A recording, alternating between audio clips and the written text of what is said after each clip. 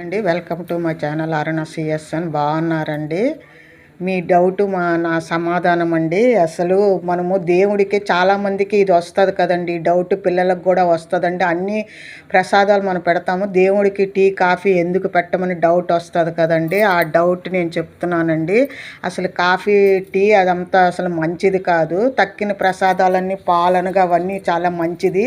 చెడు వస్తువులు మనకే మంచిది కానప్పుడు దేవుడికి ఎలా పెడతామండి?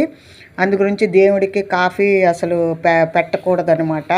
అది ఎందుకంటే ఇది 4వ శతాబ్దంలోనూ టీ అండి. 1823లో కనిపెట్టారనమాట ఒక అతను. అది అస్సాంలోనూ వచ్చిందండి, అస్సాంలోను పండించాడనమాట. మళ్ళీ కాఫీ ఏంటంటే ఇది కేఫిన్ ఉంటుందండి కాఫీలో. అందు గురించి అది తాగకూడదు. అసలు ప్రెగ్నెంట్ లేడీస్ అసలు తాగకూడదు. ఏదో ఎప్పుడో ఒకసారి తాగితే పర్వాలేదు, కొంతమందికి అసలు అబార్షన్ కూడా అయిపోతుందటండి. కాఫీ చిట్మంగళూరులోనూ వచ్చిందండి ఫస్ట్. అసలు ఇది ఆరోగ్యానికి అంత మంచిది కూడా కాదు.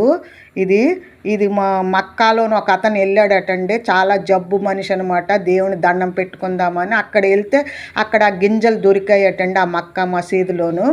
ఆ గింజల్ని అతనేమో దంచి ఇలాగ కొంచెం ఎనర్జీ వస్తుందని తాగాడటండి. అది తాగితే ఎనర్జీ వచ్చిందనమాట.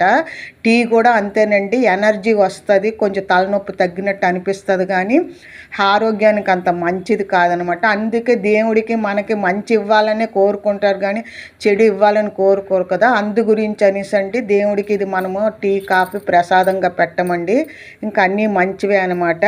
అందు గురించి టీ ఒక్కసారి తాగితేపడండి యాసిడిటీ అయిపోతుంది. టీ కానీ కాఫీ కానీ పరగడుపున అస్సలు తాగకూడదు, యాసిడిటీ అవుతుంది.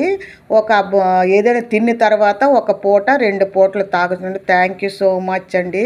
ఇది నా మంచి మాట అనమాట. Thank you so much. మీ అందరికి నచ్చితే ఒక లైక్ ఇవ్వండి, షేర్ చేయండి, సబ్స్క్రైబ్ చేయండి, తప్పక చూడండి. Thank you so much.